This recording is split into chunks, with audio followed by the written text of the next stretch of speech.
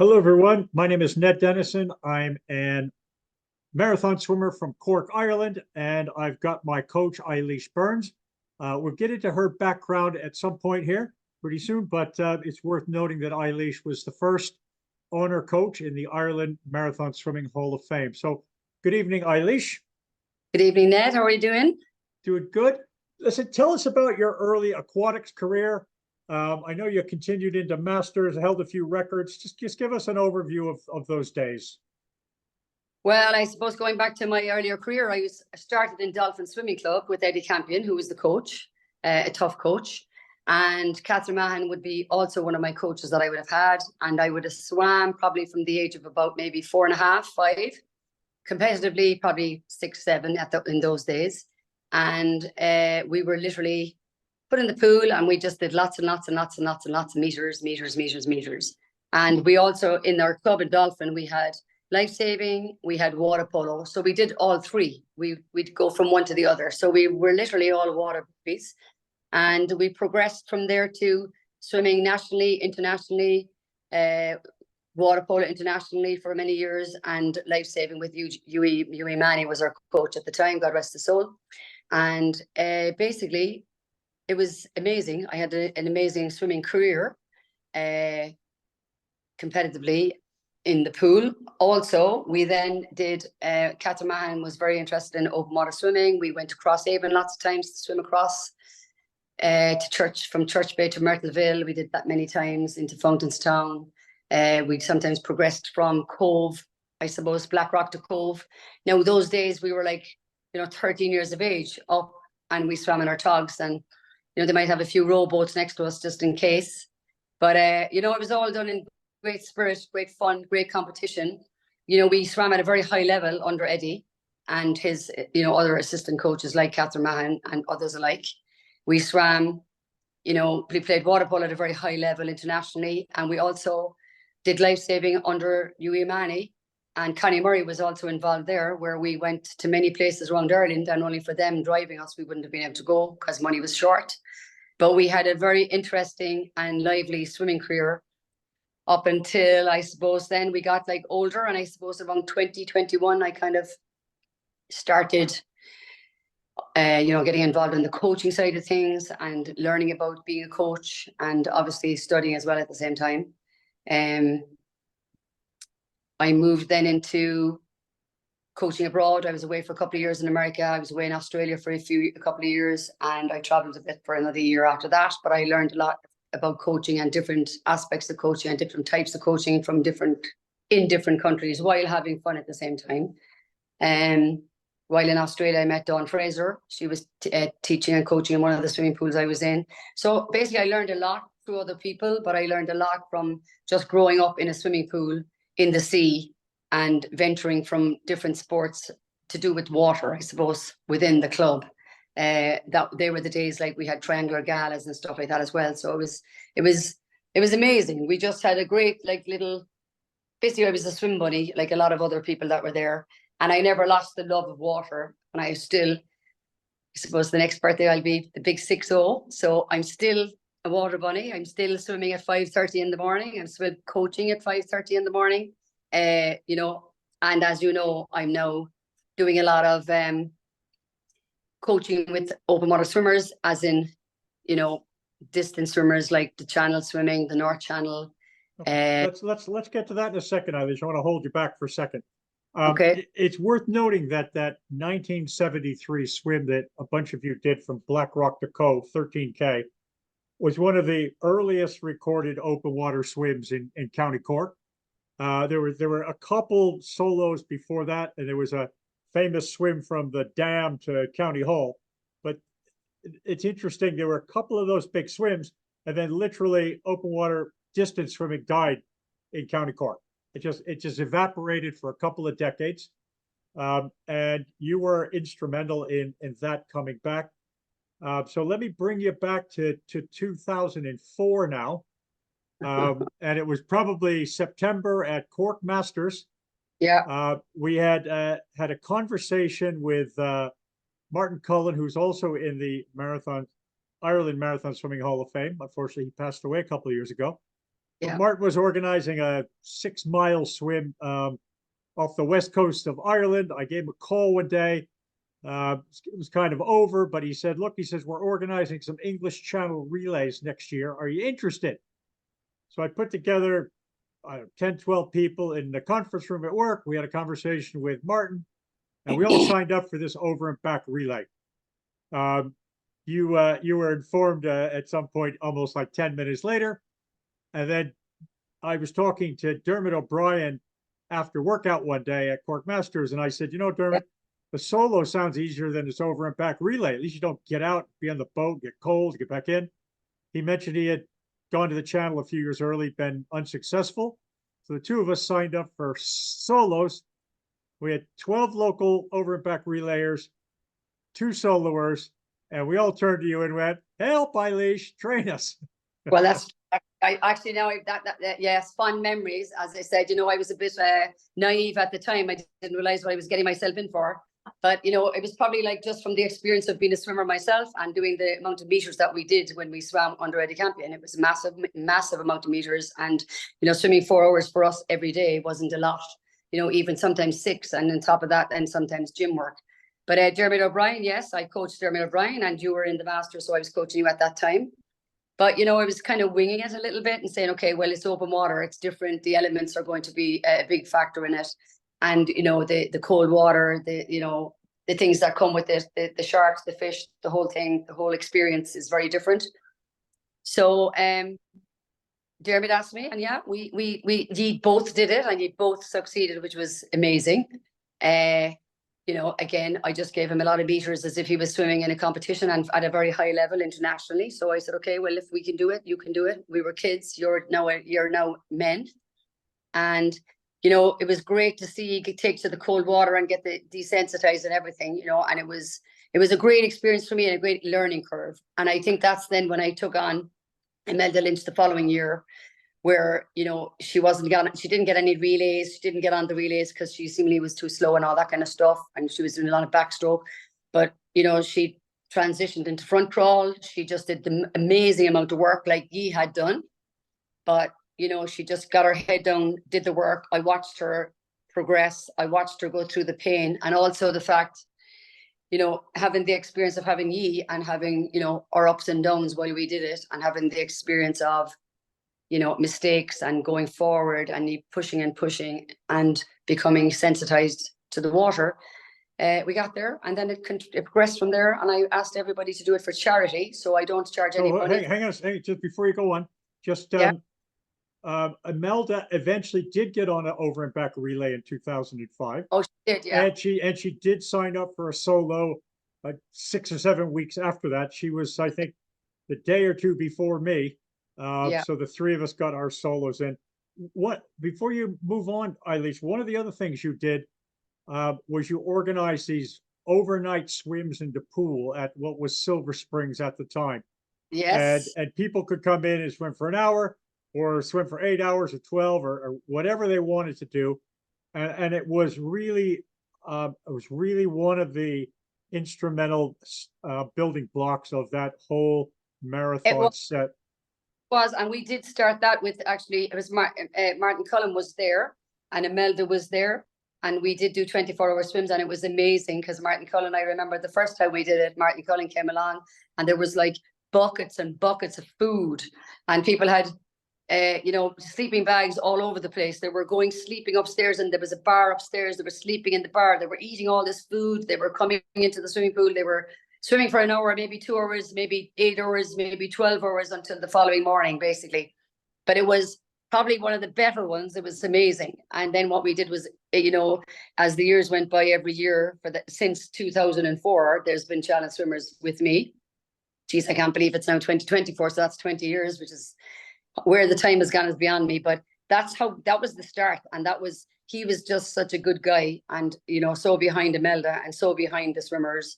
Yeah. And that was, you know, progression came from there, and people came from there. And, you know, Ned, putting yourself in there as well, like you know, I needed backup because my job was teaching swimming and coaching swimming.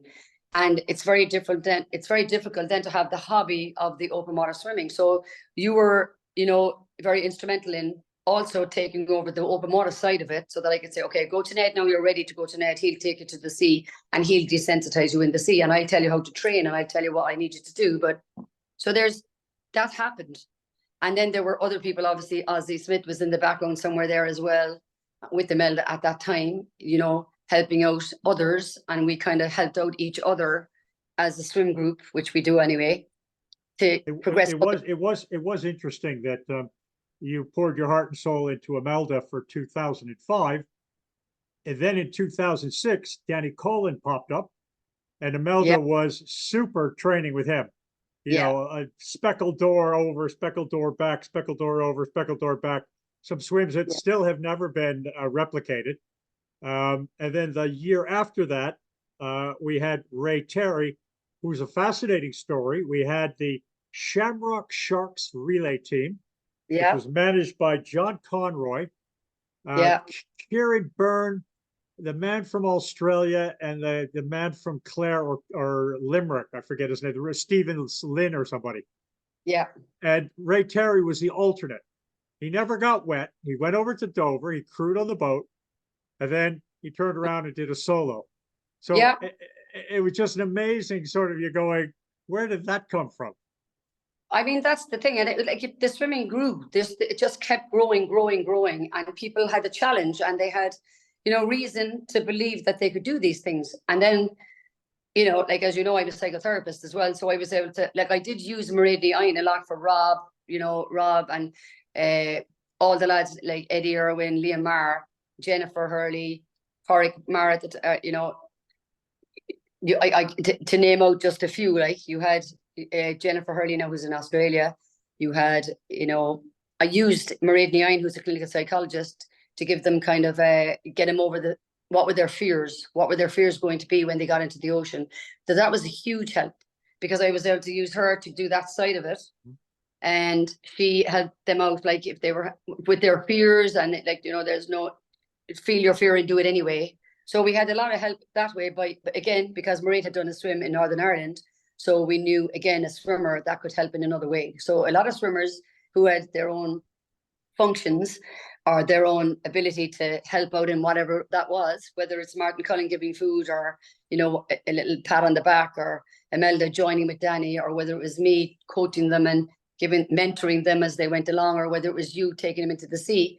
It grew from that point of view that the swimmers themselves used their professional, you know, whatever they were, their backgrounds, to move us forward and to become bigger and greater and a wider circle of people. That includes the swimmers from the pools, like, you know.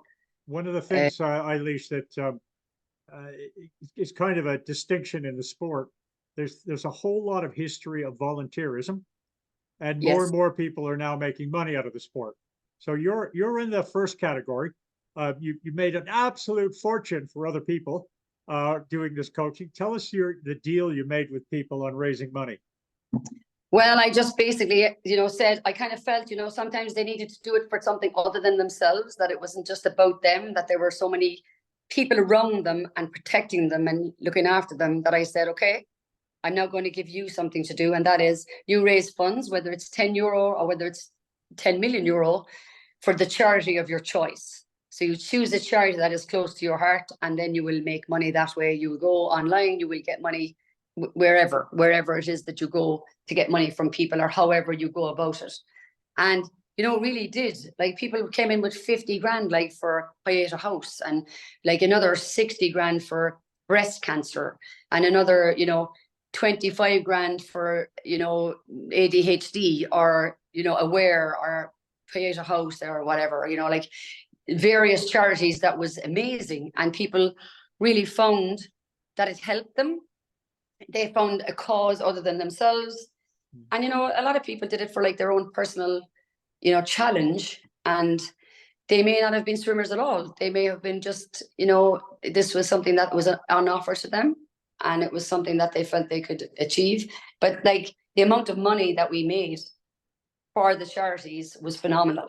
And, you know, if that was like my little ego, if that's what you want to call it, like, I was delighted. Like, that was me. That my head was this size from money being given to charity. So then it gave me a reason to keep doing it, because it was taking a lot of time out of my own work. Yeah. And you know, that was There's a big difference for me. When I pay a lot of money and go for a swim, and the boat pilot's professional, and I paid the kayaker, and the crew's been paid, it's very different than 5 volunteers get together, take a day off from work, yeah, and are it's like a honeymoon or something. They're pouring their yeah, heart and soul into me yeah, just because it's the most exciting thing they've ever done in their entire lives.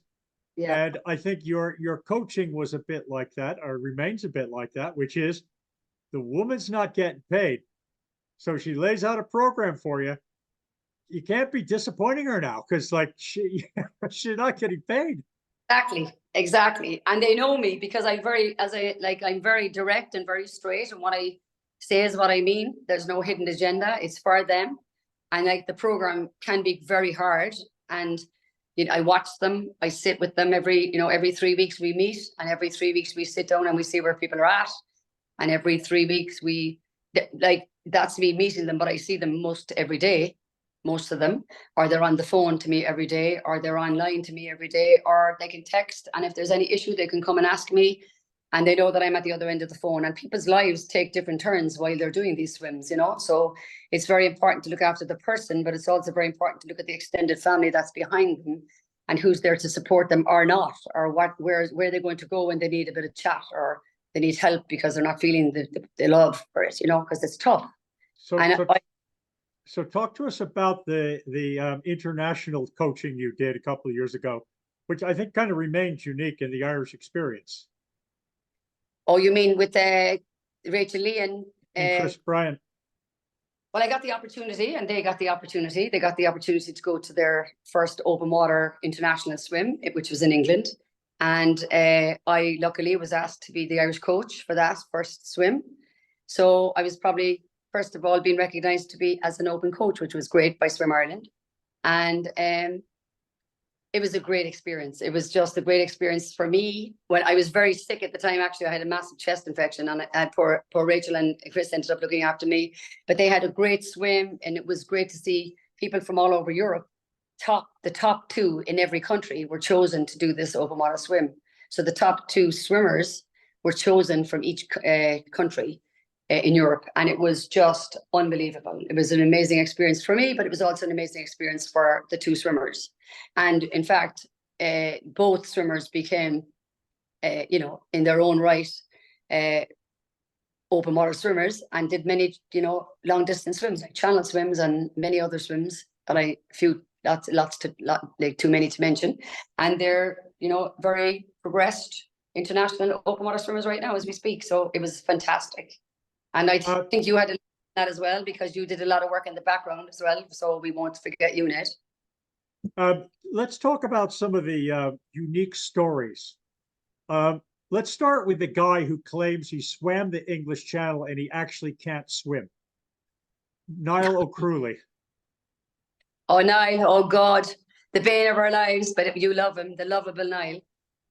Yes, he's one of these guys that he ran a marathon with a fireman suit on once with big iron metal boots. His legs weren't very nice to him at the end of it, but he was a very good guy to he couldn't really swim. He wasn't a swimmer, but he was going to do the channel, and I'm like, yeah, right, whatever. Don't be coming to me. But again, all I saw were pound coins or euros that he was going to make for charity. And I said, well, if this guy is willing to get all these euros, and whether he makes it or not, the money still comes in. But he worked really hard, and against all the odds, he got there against, his job was a tough job that he was doing as a fireman. But he was actually a really good guy. Took a lot of crap from me, and I respected him for whatever he did. And he did get an awful lot of crap from me, because I was like, you can't swim, you're not swimming, But he went in, and his arms his arms used to be like this, and then we kind of tried to lengthen his stroke and straightened his stroke. But at the end he succeeded, and he was fantastic. And he broke my heart, because he was there all the time. Every free moment he had, he swam. I think his partner at the time never saw him, but he succeeded. A great character, a great guy to take a banter, but a very good guy also to take a bit of a punch when he needed it. And then we had Lisa Cummings. who kind of Oh, came from nowhere, having run the Dublin Marathon, yeah, called yeah, me up one day and said she was interested in open water swimming. She'd signed up for the English Channel. I yeah. said, "Where do you live?" She said, "I think Black Rock in Cork." I asked her if we'd ever seen her. She said no. She came down to watch us a couple of times in January, got in for 30 seconds one day, and you take the story from there. Oh, Elisa, again, what a lady. Like, I bow down to her because, she came and she's like, "Oh, I kind of want to do the channel." And I was kind of like, told to come to you. And I'm like, right. So now the only good thing was she was a very good swimmer. She had a very good technique. She was able to swim, which wasn't which was the opposite to Niall. But she was a grand little swimmer. And, what a determined lady. She just went, she had a nice stroke. She had a lovely, even pace, which was really what we needed for her doing the channel. And she didn't want to do the channel. She wanted to do the double channel. And I'm like, what? So I'm like, well, so where I came from, it was, okay, I will train you double the training set. We would be doubling everything up. But I said, look, at the end of the day, sure, if you make it one way, you can always get out when you're too tired. You did one way. So it's a win-win situation no matter what happens. But again, she went in and she pounded out those links one after the other. And she, sometimes I'd play with her and say, you're doing 15K, like in you go. And she'd finish the 15K and she was gray and green. And she'd be like, and I'd say, Lisa, you need now to go back in and do another 5K. And she'd be like, okay. And like, she's ready to cry, but she'd turn around and she'd go back in. And after 2 lengths, she'd say, okay, you can get out, go home, go to sleep. But like an amazing athlete in her own right, and determined, and headstrong. And she was doing that double relay, and she took a lot of crap from a lot of people because they felt, why can't you just do a one way? Why can't you just do the one way and forget about the 2 way? You've never done anything like this before. But again, our plan and her plan was to do a double, and she did it. And well, the story with her, at the end of the swim, like she took to do maybe 1 kilometer, then it took her 8 hours. But the boat people kept at her because she was in great form. There was a Cork match on that day, and she kept saying up Cork. She was able to speak. She was completely coherent, and she was washed up in, I think, what was it, Folklore, where the nuclear power plant in England was. Dungeness Point. Yeah, she frightened a few fishermen. They thought there was this whale coming out. I think it was a sniper in the tower that she scared the most. I said, then, I did it, man. That was it. And let me give you one more. Eddie Irwin, the first person from Ireland to complete the Triple Crown. Eddie was with you for a long time. Eddie was actually a member in in Silver Springs at the time. And Eddie was always like in the gym, or he was with one of the other guys, Robbie Williams, who was one of the coaches in the gym at that point. And he was spinning and doing all that kind of work. And then his kids were obviously coming to me for swimming lessons and stuff like that. Now they're fine swimmers now in their own right. But he started swimming with me. I kind of encouraged him to come into the pool and do a bit of swimming. Then he became a very strong swimmer and a very decent swimmer. And I'd always slag him off. We had a slagging match, which was, you're not really a swimmer. Like, you're not swimming 10 years yet. Like, you're not a swimmer until you swim 10 years. So the big joke was, you have to take 10 years to learn to play a violin. It's 10 years to be a swimmer. You've got to practice all the time to be a real swimmer. So we always had that banter. And then he decided he wanted to do the channel, and he did it. And he did it there was a bunch of people at the time training together. I think there was 12 of them. I had 12 of them at one point swimming the channel at the same time. All of which I think, what was it, 12, around that anyway, all the time. But they all trained really hard together. Robbie Bohan, Liam Marr, Jennifer Hurley, Eddie. Oh, there was about 5 of them. There was one other who else was there that year. But anyway, they were all there. But Eddie then progressed to do Manhattan and Catalina.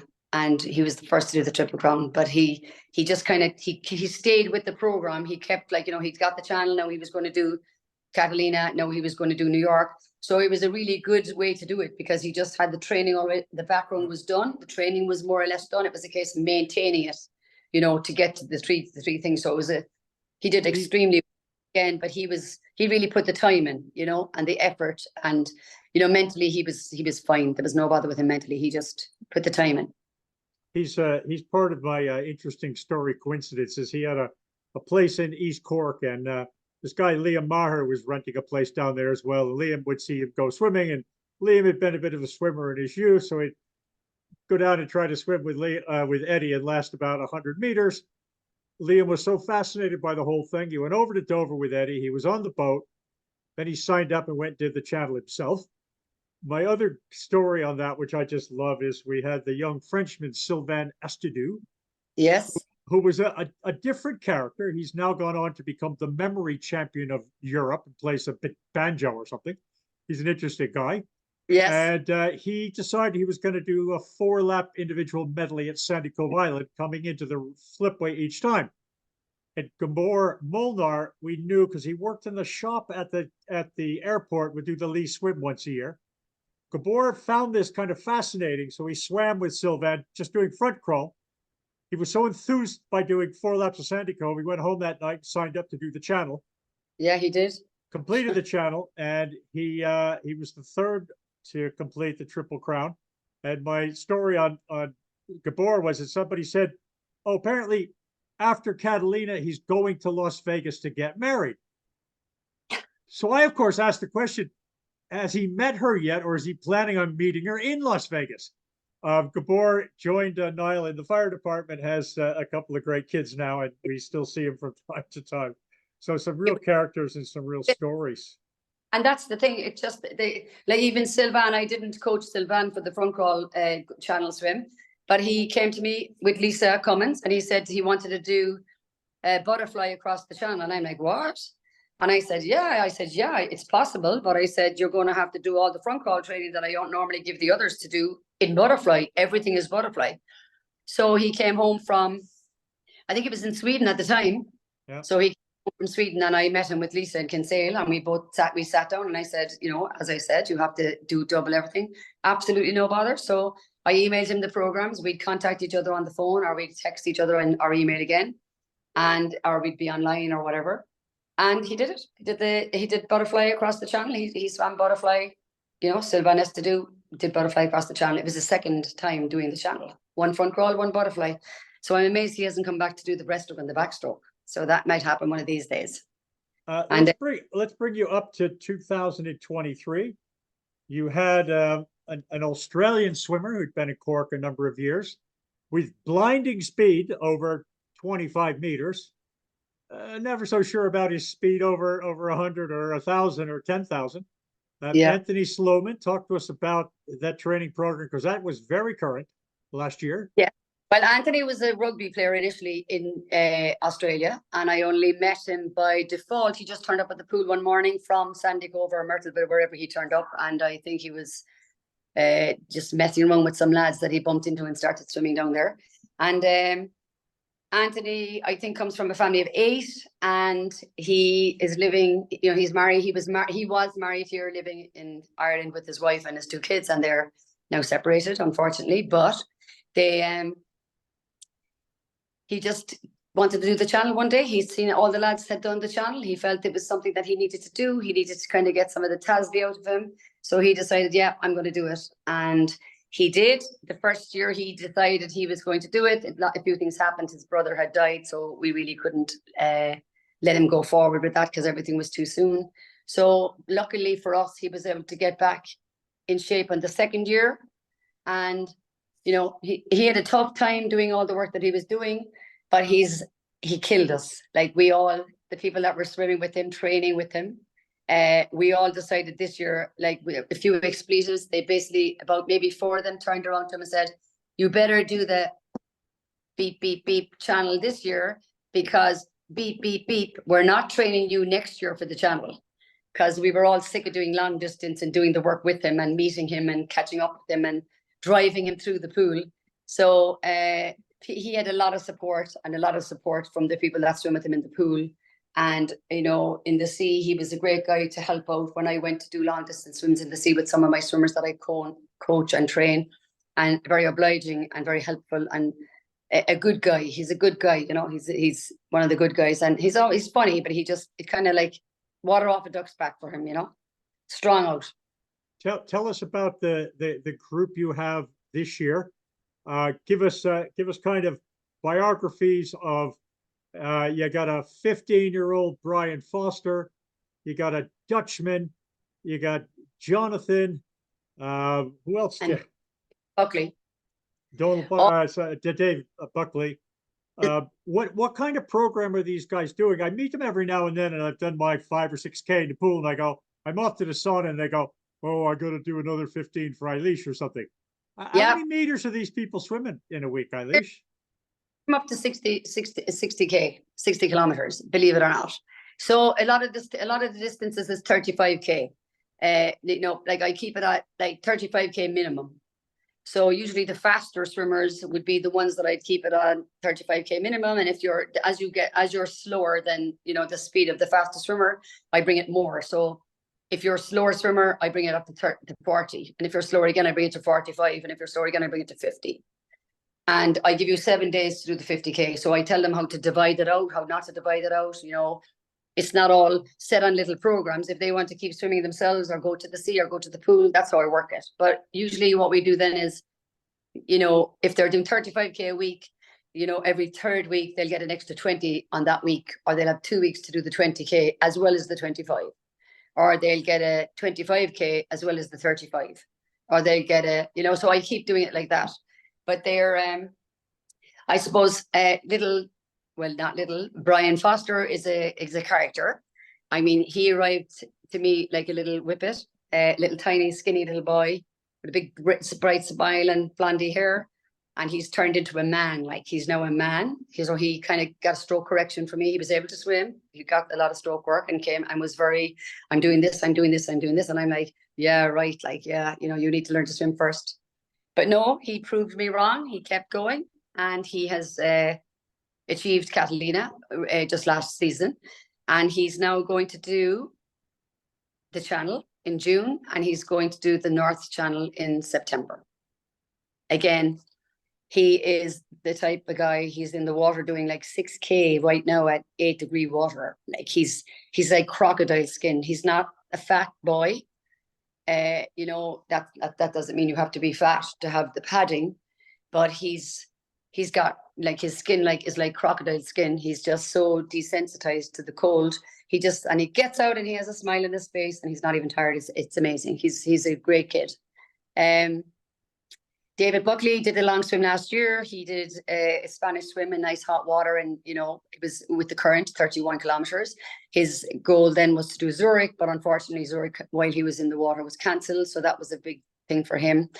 And he's doing the Channel, and he's got 4 kids and he's got a wife. So he's got a really busy schedule in his hands. But in fairness, he works very hard. He fits things in, and he's mechanical, and he does the work. And he's a desperate gangster, and he's a bit of a joker, and he brings a lot of sense of humor to the whole team, and he's always very positive, and he brings lots of his chicken's eggs to us. So we're sick of eggs. So Dave, we're sick of eggs, but anyway, we're not. And then Paul is a gentleman, a lovely, quiet Paul from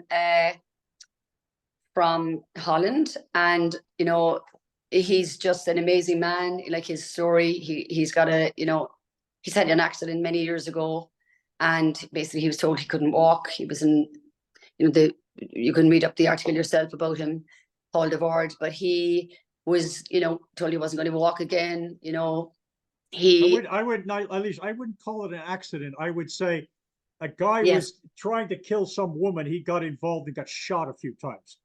He did, yeah. Not really. I think the guy tried to shoot him. I don't think it was an accidental shooting. No, I don't. He's lucky he survived. Yeah, I wasn't kind of sure if I was going to say it. But look, yes, that's what happened to him. And he wasn't. And he was in a coma for a long time as well. So when he woke up, he realized had what happened. And he had nearly a death experience. And he was put to recover and to rehab. He was put in the pool over there, and he took to the water. He just started swimming. And over many years and much time and much trauma and much mental anguish, he got through it, and he is now walking, talking, swimming, and he loves it. And it's his first time ever being coached by anyone, so he finds the whole thing fascinating, and he's intrigued at what we do, and he's intrigued at you know, we have a little bit of a kind of a session as well, where there's a bit of therapy where I will speak to them individually and see where they're at. And, you know, that is very private and confidential. But again, a very, you know, he's a chef. So Brian is delighted because he cooks some lovely food and he cooks some steaks down there in Sandy Cove. And I'm like, when am I going to get a steak? And, you know, again, he's kind and gentle. And, you know, I told him he has to promise to cook me dinner when he finishes the North Channel. So that's his baby. And I can see him doing it, no bother. He's been very bold a couple of times. He's called me up and volunteered to bring his grill down and do sausages for everybody at Sandy Cove. Now, I didn't want to say yes immediately because I wanted to, you know, get it in his head. He could just do that anytime he wants, but we've let him do it a couple of times now. Oh, yes, absolutely. And he's great. And he's doing really well in his training. And again, against all the odds, because he's working around the clock, he's got a really tough job. And it's taking right now, the way things are, he's in the food business. So the recession with the food and all the places closing down, it's difficult for him. You know, he's got to keep his work and he's got to keep the time frame and he's got to keep the training at the same time. So he's juggling a lot of balls in the air at the moment. But again, doing the work and getting into the sea. Brian is great competition for him. So there's huge competition between both of them, who swam the most, who did the most in the cold water, who didn't, who did. And they're a great bunch of lads actually and having great fun this year. So it's very easy for me this year because they're not draining me emotionally or physically. They're actually just doing the work. So it's easy. And Jonathan he's training this year, but realistically, he doesn't have to do most of his training till next year. But the guy is just like a machine. He just wants to do it. He's very quiet. You know, he doesn't say much, but he's very encouraging to the lads and always is encouraging to people that may not be swimmers or may not know much about open water. Jonathan encourages them a lot to get in and he lets them swim with them, little kids and, you know, adults alike. So he's very kind to people. And I think he needs to be a bit more kind to himself and maybe not work himself so hard. But he's a good guy. So he's next year. Eilis, we've had an explosion of marathon swimming in Cork in the last 20-something years. I look back at several aspects of that. Certainly the resurrection of the Lee swim had something to do with it. Oh, yeah. The Myrtleville coming back on stream had something to do with it. Counting laps at Sandy Cove had a lot to do with it. Absolutely. And one of the absolutely key things is your involvement as a coach to so many of us. So I want to wrap up the interview. I want to say thank you very much, Coach. If no one's ever said it before, keep it up. I will. Thank you. And my pleasure. And you know that what it is, it's all for charity and it's all for us to get together as a group and, you know, be individual in our group, but be a group together and be there for each other and help each other. And whether you're a swimmer or not a swimmer, first time in the water, we're there to help you. And we're there to, you know, we all need somebody at some point in our lives. We all need each other. Thanks again, Coach. Thank you very much, Ned. Bye.